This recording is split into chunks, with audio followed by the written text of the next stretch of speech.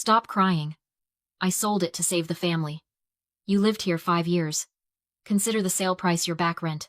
That was the first thing my father, Josiah, said to me, as I stared at my life packed into wet garbage bags on the sidewalk. He held up a sheriff's eviction notice like a shield. He bad not just kicked me out.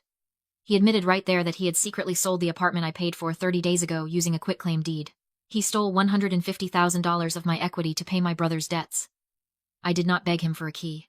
I pulled out my phone, snapped a photo of him standing there with the notice, and walked away. He thought he broke me. He did not know he just gave me the evidence I needed to destroy him. To understand why I walked away instead of fighting him on the sidewalk, you have to understand the trap he set 5 years ago. It did not look like a cage back then. It looked like a favor. I was 27 years old, working entry-level at the firm, and drowning in student loans. My debt-to-income ratio was a disaster. But I had managed to scrape together enough cash for a down payment on a foreclosed condo in the city. It was a wreck. The walls were covered in black mold, and the floorboards were rotting. But it was the only thing I could afford. I saw a future there. The bank, however, only saw a liability. They denied my mortgage application 3 times. That was when Josiah stepped in. He sat me down at his kitchen table, poured me a cup of coffee, and offered to save the day. He said he would put the deed and the mortgage in his name to secure the prime interest rate. He told me it was just a formality to help his little girl get a start in life. He promised that as soon as my credit score improved, we would refinance and transfer the title to me. I believed him. I believed him because I wanted to believe that my father finally saw me as someone worth helping. I did not know then that he was not signing a mortgage. He was acquiring an asset. For the next 5 years, I paid every single dime. The mortgage, the property taxes, the insurance, the homeowners association fees. I set up a direct transfer to his account every month, and I never missed a payment. Not once. But the money was the easy part. The real investment was the sweat equity. I spent every weekend and every holiday inside those walls. I taught myself how to install drywall, because I could not afford a contractor. I sanded the original hardwood floors on my hands and knees for 3 weeks straight until my knuckles bled and my back seized up. I ate instant noodles for dinner so I could afford high-end stainless steel appliances. I turned that rotting shell into a home. I built $150,000 of equity with my own 2 hands. And the whole time, Josiah watched. He would come over on Sundays, not to visit his daughter, but to inspect his property. He would tap the new granite countertops with his ring, nodding with a cold, calculating satisfaction. He never asked how my job was going. He never asked if I was dating anyone, or if I was happy. He only asked about the market value of the units next door. He asked if I had fixed the leak in the bathroom yet. I realized about 3 years in that he did not look at me like a father looks at a child. He looked at me like a landlord looks at a high-performing tenant. He saw me as a zero-cost property manager who was increasing the value of his portfolio for free. I was an asset class, nothing more. So when he stood there in the rain and told me he had sold it, I was not surprised by the greed. I was only surprised that I had let myself be the golden goose for so long. He thought he had liquidated a smart investment. He forgot that he had also liquidated the only person in the world who would have taken care of him when he got old. I got into my car, shivering, and drove to the cheapest motel I could find. I did not cry. I opened my laptop. I was done being the tenant. It was time to become the auditor.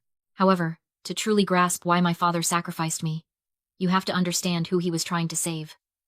My brother, Preston, is 35 years old, charming, and completely hollow. He has the kind of smile that gets people to open their wallets, and the kind of luck that ensures those wallets never get filled again. While I was sanding floorboards and working overtime, Preston was chasing fast money. He moved from cryptocurrency scams to high-stakes sports betting, always convinced that he was one big win away from being a millionaire. He never won, but he never really lost either, because Josiah was always there to catch him. Every time Preston crashed, my father was there with a checkbook.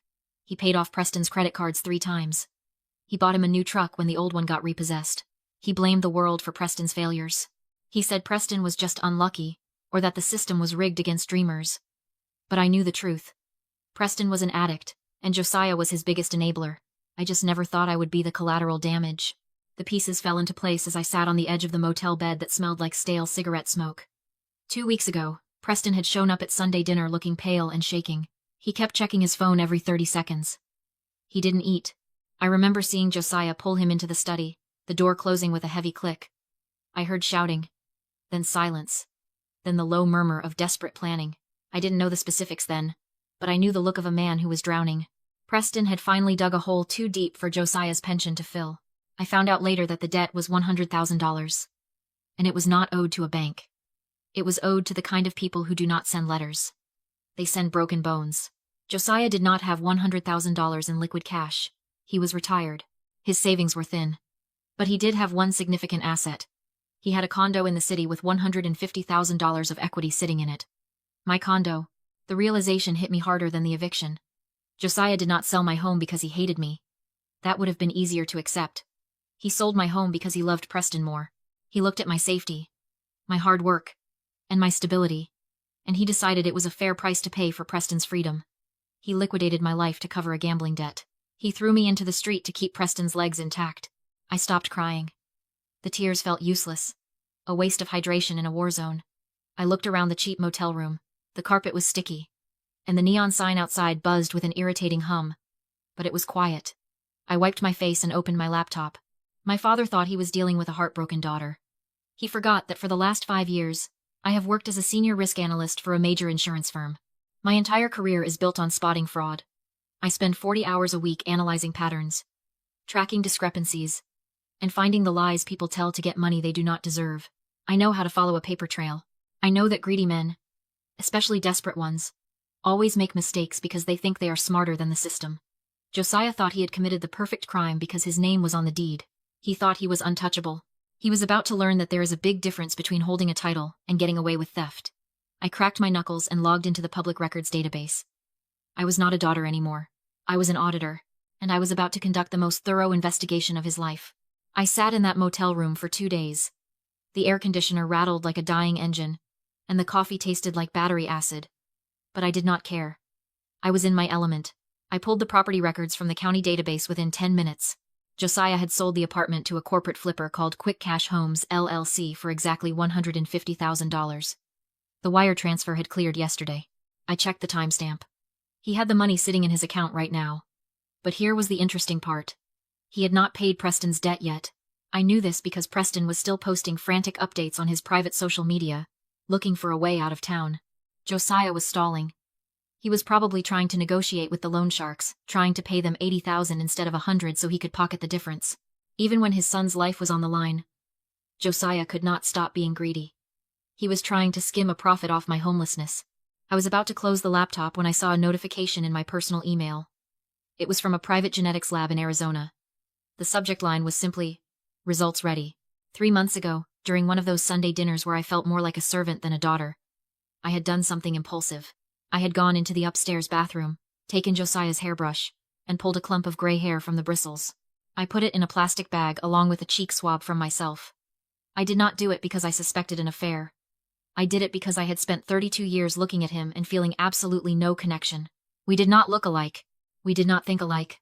I wanted to know if my isolation was biological. I clicked the link. The PDF loaded slowly on the motel Wi-Fi. I scrolled past the technical jargon to the summary at the bottom. Probability of paternity, 0%. I stared at the screen. The room went silent. I expected to feel heartbroken. I expected to feel like an orphan. Instead, I felt the heaviest weight lift off my chest. I felt invincible. He was not my father. The man who sold my home. The man who called me a burden. The man who demanded my loyalty because we shared blood. He was a stranger. The family obligation defense was dead. I did not owe him respect. I did not owe him mercy. I owed him nothing. This piece of paper was not just closure, it was leverage. But I knew I could not just wave it in his face. If I confronted him now, he would just laugh. He still had the money. He still had the legal right to the house sale. I needed to get that money back. And to do that, I had to stop thinking like a victim and start thinking like a predator. Here is the thing about greedy men like Josiah. They have a fatal blind spot. They believe they are the smartest person in the room. They assume everyone else is a sheep waiting to be sheared. They are so focused on taking what they can get, that they never look down to see the trap at their feet. If I tried to sue him for the house, I would lose. He owned the deed. The law was on his side. But if I approached him with a way to cheat the system, if I offered him a loophole that would let him keep even more money, he would hand me the knife to cut his throat. I looked at the sale figures again. Since the condo was an investment property and not his primary residence, Josiah was looking at a massive tax bill. The IRS was going to take nearly 30% of that sale in capital gains taxes. That was roughly $45,000 he would have to pay the government next April. I knew Josiah. He hated taxes more than he loved his children. That was my way in. I opened a new document and began to draft the contract that would ruin him. I waited 2 days to make the call. I needed Josiah to sweat. I needed him to stare at that bank balance and do the math himself. He had $150,000 from the sale, but he knew the IRS was coming for their cut. Capital gains tax on an investment property is brutal. After federal and state taxes, he would be lucky to clear $105,000. Preston's debt was exactly $100,000. That meant after destroying my life and selling my home, Josiah would be left with almost nothing. $5,000. That was his profit margin for betrayal. I knew he was sitting in his trailer, doing these same calculations, furious that his big payday was evaporating to pay off a bookie. That desperation was my leverage. I dialed his number at 9 in the morning. He answered on the second ring, his voice guarded. "What do you want?" "I told you. The house is gone. There is nothing to discuss." "I know, Dad," I said, forcing my voice to crack just enough to sound defeated. "I'm not calling to fight. I'm calling because I can't let Preston get hurt. I know who he owes money to. Those people don't file lawsuits. They break kneecaps." There was a silence on the line. I had him. I took a breath and pitched the lie I had rehearsed for 48 hours. "Look, you won. You sold the apartment. But if you pay the taxes on that sale, you are going to be broke. You won't have enough to save Preston and keep anything for yourself. So, I have a proposal." "I'm listening," he grunted. "I have $40,000 in my savings account," I lied. "I am willing to give it to Preston to help close the gap. That way, you don't have to drain everything you just made." "You would do that?" His tone shifted instantly from hostility to greed. "Yes. But I can't just hand him a check for 40 grand. The IRS will flag it as a gift, and I will get hit with a 40% gift tax. I can't afford that. We need to structure it legally." "Structure it how?" "We sign a document stating that the proceeds from the house sale were actually a loan repayment to me. It is called a tax shield affidavit. If we frame it right, the IRS views the house money as debt settlement, not income. You pay 0 taxes on the sale. I give Preston the $40,000 tax-free. Everybody wins." It was nonsense. Legal gibberish mixed with financial buzzwords. But to a greedy man, it sounded like music. He didn't hear a trap. He heard a way to cheat the government and get an extra $40,000 out of me. Finally, using that expensive degree for the family, he scoffed, the arrogance seeping back into his voice. "All right. When do we do this?" "Today. 2 o'clock. I booked a private notary downtown. Her name is Mrs. Gable. She is strict, so bring your ID, and tell Preston to keep his mouth shut." We sign the papers. I hand over the cashier's check, and we go our separate ways. "Done," he said. He sounded triumphant. He sounded like he had just pulled off the heist of the century. I hung up and stared at my reflection in the black screen of my phone. He thought I was desperate to buy my way back into his good graces. He thought I was still the daughter who craved his approval.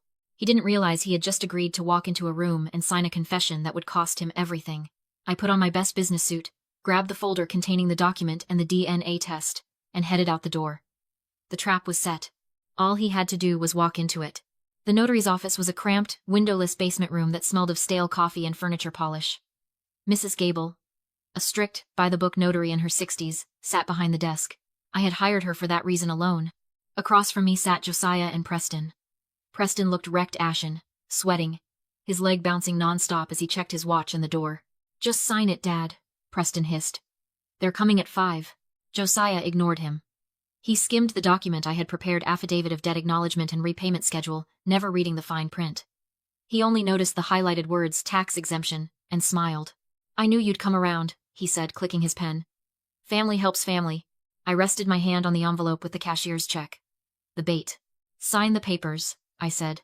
"Mrs. Gable is waiting." She asked if he understood the document. Josiah laughed it off, claiming it was just paperwork to keep the tax authorities away. He signed confidently.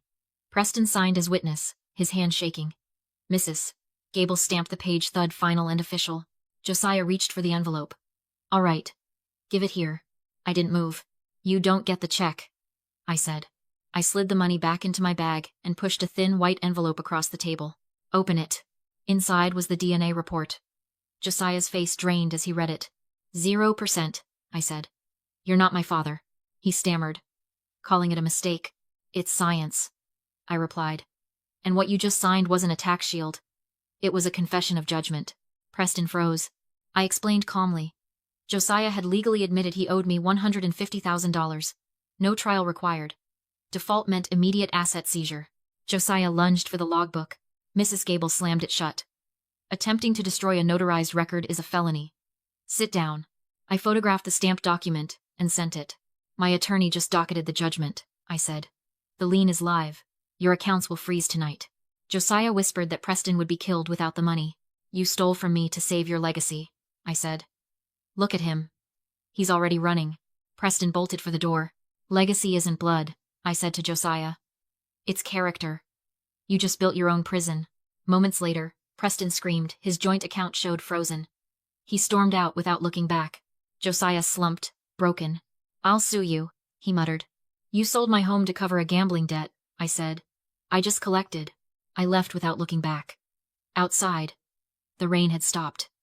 I blocked their numbers before reaching my car. Within a day, the lien drained Josiah's accounts. 6 months later, he lost his house. He had gambled everything on the belief I'd save him. I didn't. I used the recovered money to buy a smaller place, nothing fancy. But the deed had one name on it. Mine. Yesterday, I installed a new deadbolt. When it clicked shut, I knew it was the most beautiful sound I'd ever heard. A door that only opens when I say so.